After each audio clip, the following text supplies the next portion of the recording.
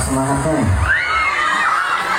Ayo jawab salam yang semangat. Assalamualaikum warahmatullahi wabarakatuh.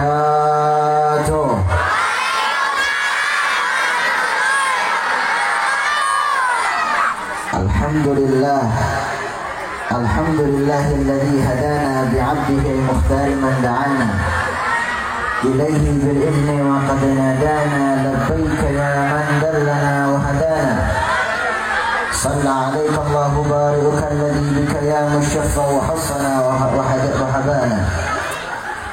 Rabbi faj'al mujtama'na ghayata husnul khitami wa a'tina ma qad sa'alna min atayaka al-jizani. Rabbi syrah li sadri wa yassir li amri wahlul 'uqdatam min lisani yafqahu qawli. Alhamdulillah, segala puji bagi Allah Subhanahu wa taala yang telah memberikan kepada kita keberkahan sehingga kita bisa hadir di dalam acara yang mulia ini. Yang saya hormati, yang saya muliakan, daripada santri dan juga santriwati Pondok Pesantren Al-Muttaqin Darul Muttaqin, semoga Allah Subhanahu wa taala memberikan kepada mereka futuhul arifin sehingga mereka dipermudah untuk mencari ilmu, menuntut ilmu, dan juga diberkahi ilmunya. Amin amin ya rabbal alamin. Yang saya hormati, yang saya muliakan, guru-guru kita, para ulama, para habaib, para kiai, para asatidz yang tidak bisa saya sebutkan satu persatu namanya, tetapi tidak mengurangi rasa hormat saya. Dan juga daripada ketua yayasan pondok pesantren ini juga, dan juga seluruh panitia, kita doakan mudah-mudahan diberikan panjang umur, diberikan sehat walafiat, diberikan keberkahan oleh Allah Subhanahu wa taala. Amin amin ya rabbal alamin. Walhamdulillah, segala puji bagi Allah Subhanahu wa taala yang telah memberikan kepada kita nikmat.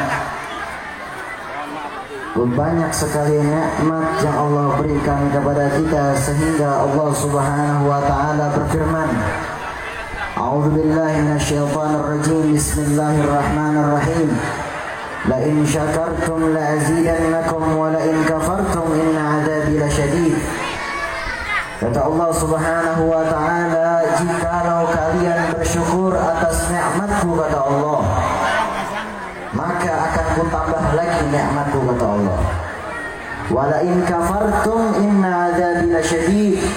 Dan apabila kalian kufur atas nikmatku, kalian tidak bersyukur atas nikmatku, kata Allah, maka Allah memberi peringatan kepada kita, inna 'adzabi lasyadid, sesungguhnya azabku sangatlah pedih, kata Allah Subhanahu wa taala. Mudah-mudahan kita termasuk daripada orang-orang yang selalu bersyukur kepada Allah Subhanahu wa taala. Salawat serta salam kita semoga tercurah kepada junjungan kita baginda Nabi besar Nabi Muhammad sallallahu alaihi wa alihi wasallam beserta keluarga beliau, sahabat beliau, dan juga umat-umatnya beliau.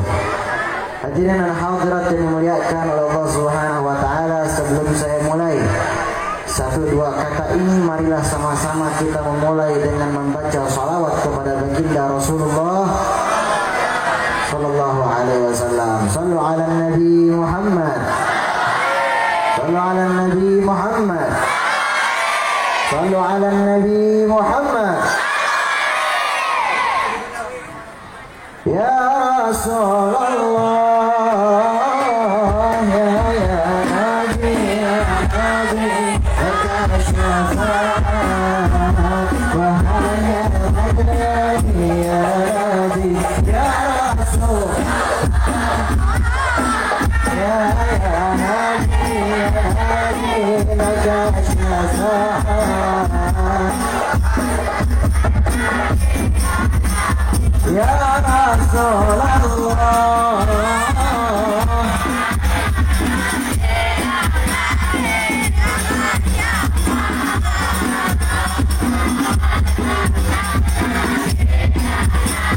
Ya Rasulullah,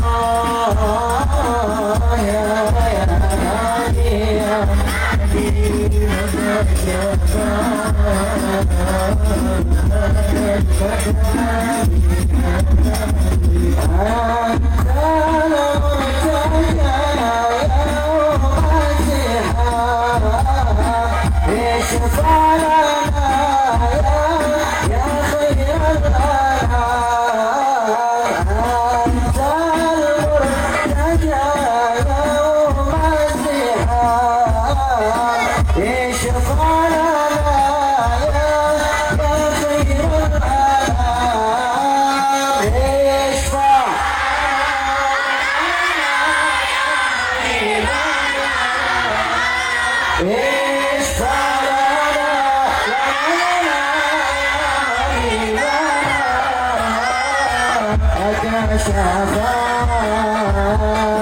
Ya Rasulullah,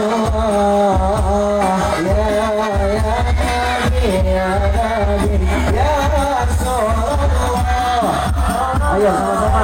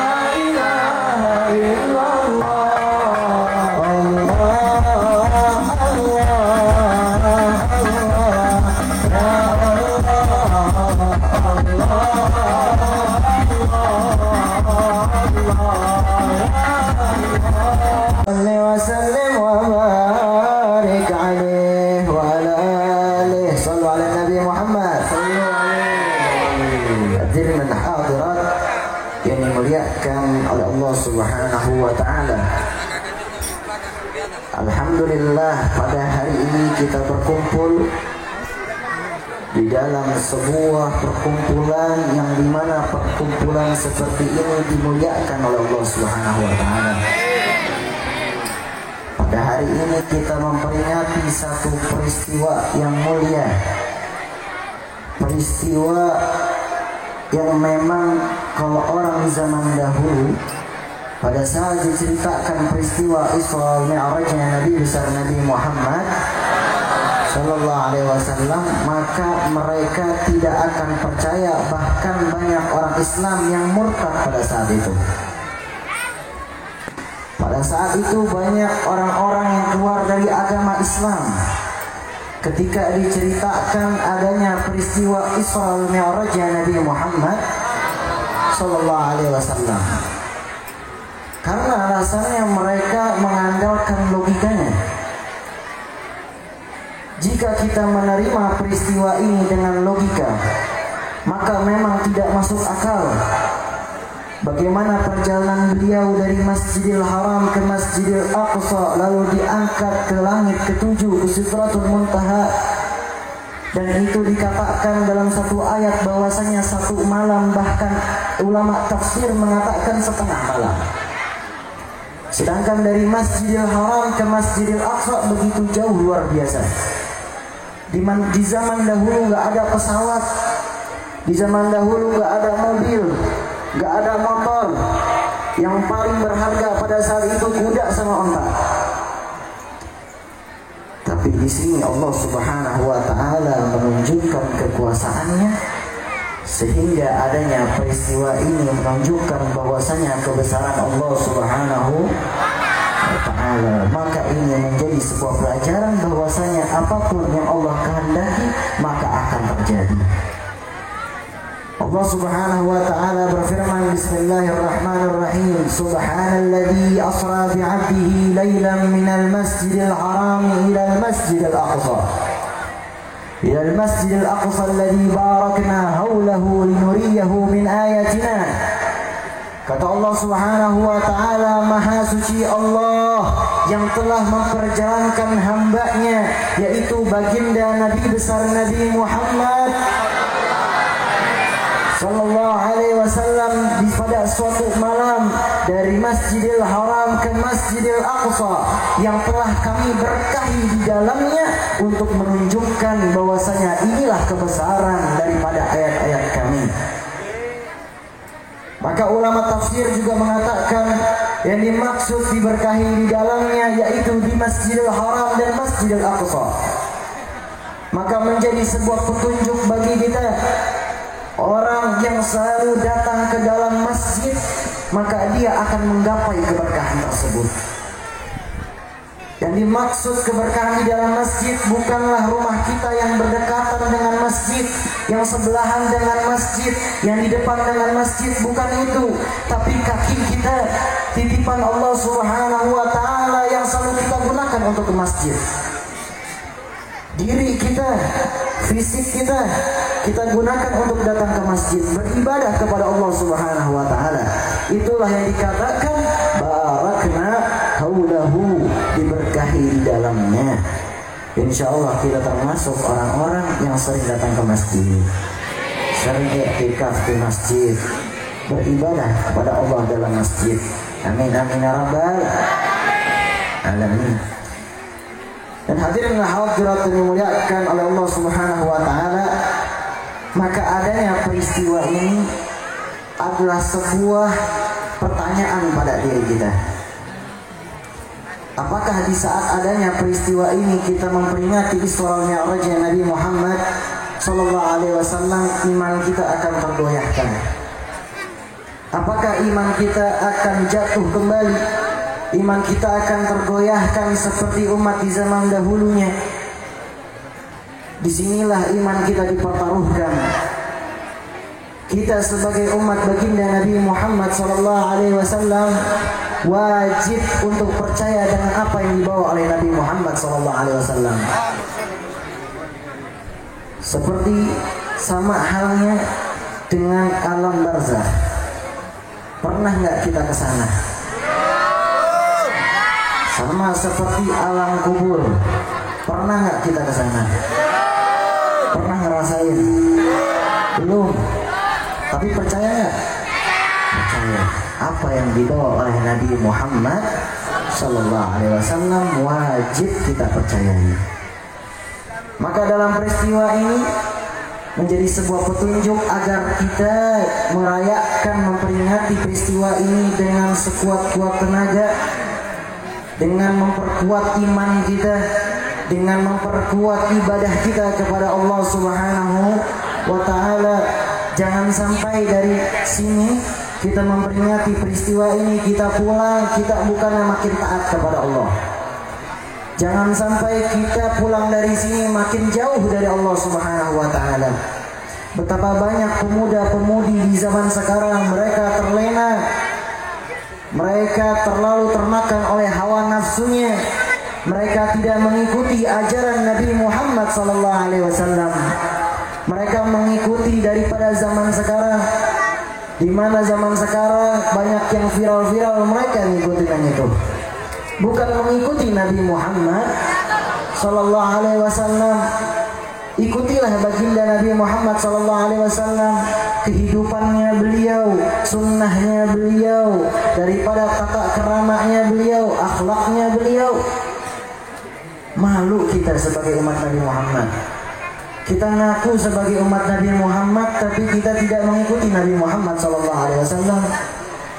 Kita di sini ngaku sebagai umat Nabi Muhammad, tapi kita nggak pernah bersalawat kepada Nabi Muhammad SAW.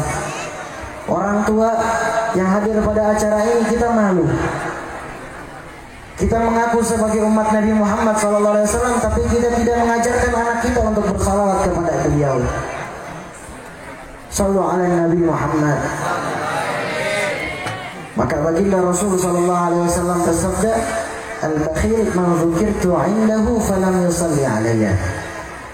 Orang yang pelit, kata Nabi Muhammad SAW, ialah orang yang ketika disebut akan namaku di depannya, ataupun dia mengingat akan diriku, tetapi dia tidak bersalawat kepada aku.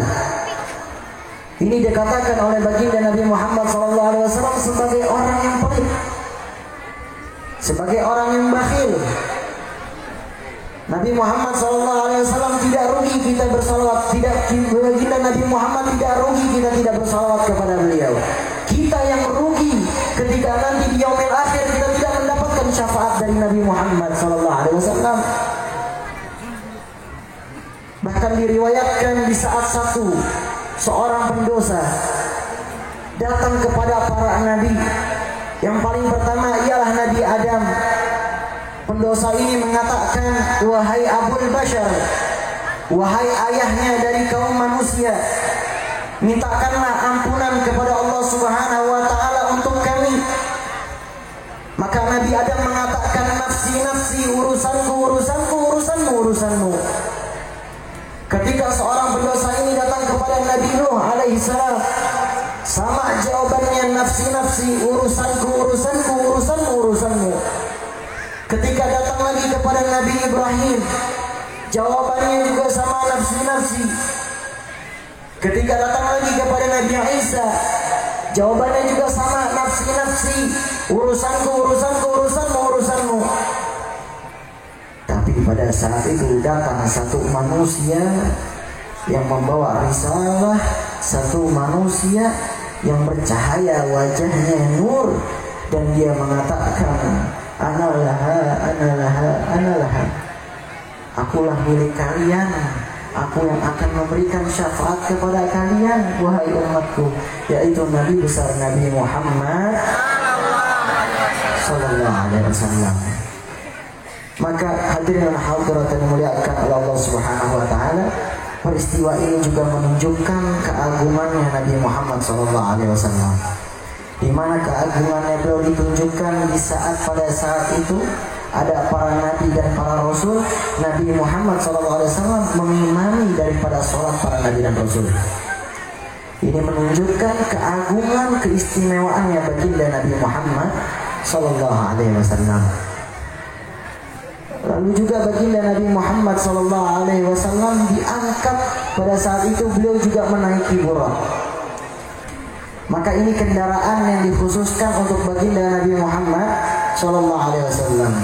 Di dalam kitab Bahjatul Wasail, karangan Imam Nawawi Al-Bantani, beliau mengatakan burak ini, ciri-ciri burak ialah tingginya itu enggak lebih dari keledai, dan juga dia lebih kecil daripada kuda, lebih kecil dari kuda dan lebih besar daripada keledai. Kecepatannya itu sejauh mata memandang. Jadi kalau kita melihat, kita baru melirik saja burak itu sudah lewat. Inilah kendaraan yang diberi keistimewaan oleh Allah untuk baginda Nabi Muhammad sallallahu alaihi wasallam. Dan akhirnya baginda Nabi Muhammad SAW dalam peristiwa ini juga dijelaskan mendapatkan perintah sholat 5 waktu. Dari berapa? Dari berapa? Ini adik kecil tahu nih 50 waktu. Ini ibu-ibunya gimana pada kagak tahu? Pinteran anaknya. Dari berapa waktu? 50 waktu. 50 waktu menjadi 5 waktu. Pada saat itu Allah Subhanahu wa taala memerintahkan kepada Nabi Muhammad dan juga umatnya untuk beribadah, untuk sholat 50 waktu. Tapi di situ ada Nabi Musa, dan Nabi Musa menyarankan kepada Nabi Muhammad SAW, wahai Rasulullah, mintalah keringanan kepada Allah daripada perintah sholat 50 waktu tersebut. Karena kenapa? Karena umatmu adalah umat yang lemah. Betul aja kita umat yang lemah. Terkadang kita anak kecil aja sudah diangkat umurnya oleh Allah Subhanahu wa taala. Ahlan wa sahlan. Betul. Sallallahu alaihi Nabi Muhammad. Sallallahu alaihi. Ini ada Ustaz ganteng kita yang datang. Ustaz Abah Hibran. Sallallahu alaihi Nabi Muhammad. Sallallahu alaihi. Udah ketemu Ustaz, ya Allah.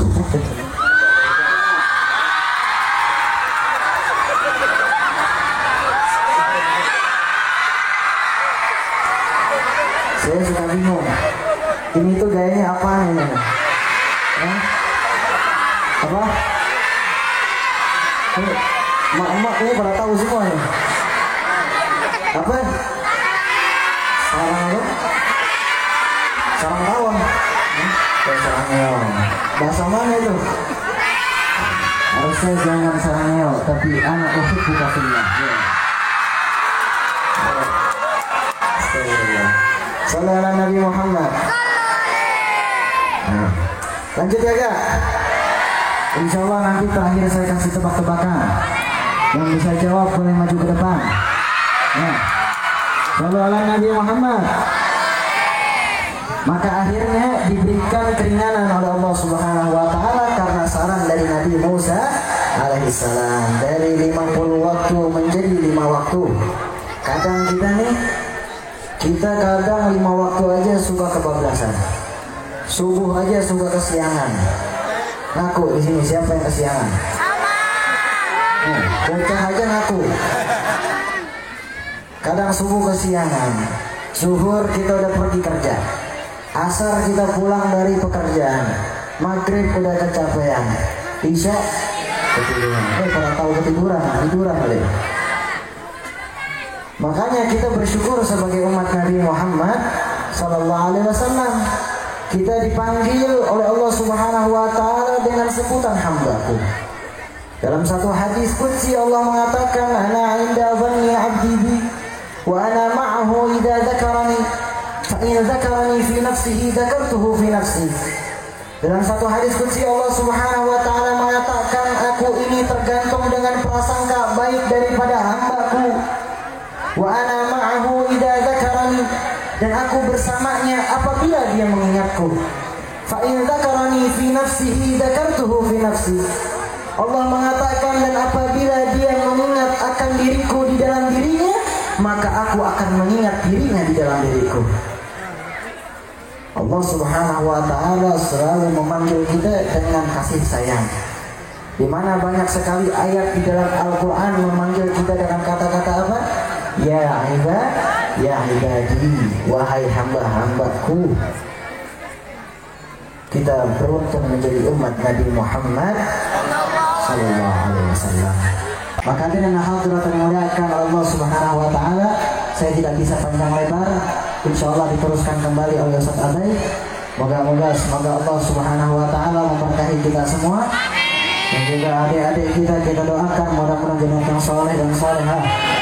Juga kita doakan agar mereka diberikan futuhal arifin, diberikan daripada pintunya ilmu, agar mereka bisa mudah mempelajari ilmunya.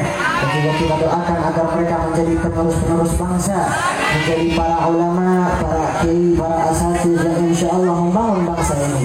Dan juga kita doakan untuk orang-orang tua kita yang sedang sakit pada acara ini. Semoga Allah Subhanahu wa taala angkat penyakitnya. Semoga Allah Subhanahu wa taala sehatkan badannya kembali. Pulang dari sini diberikan keberkahan oleh Allah Subhanahu wa taala. Allahumma salli wa sallim ala sayyidina Muhammadin wa ala ali sayyidina Muhammad. Baca salat 30.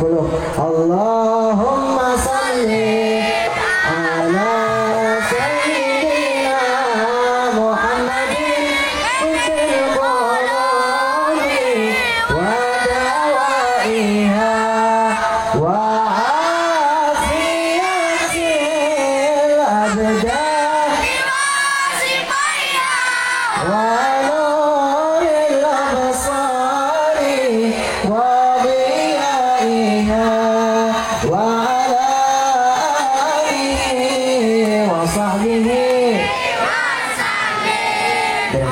saya tidak bisa panjang lebar. Mungkin dapat Al-Fakir sampaikan sebelum saya tutup. Saya boleh pantun enggak? Ini biasanya bahasa Jawa, bahasa Sunda. Bahasa orang Jakarta nggak apa saya ya. Burung mirian, burung cendrawasih. Cukup sekian dan terima kasih. Burung dara, burung merpati, burung betet, burung beo. Itulah nama-nama burung. Wabillahi taufiq wa hidayah. Wassalamualaikum warahmatullahi taala wabarakatuh.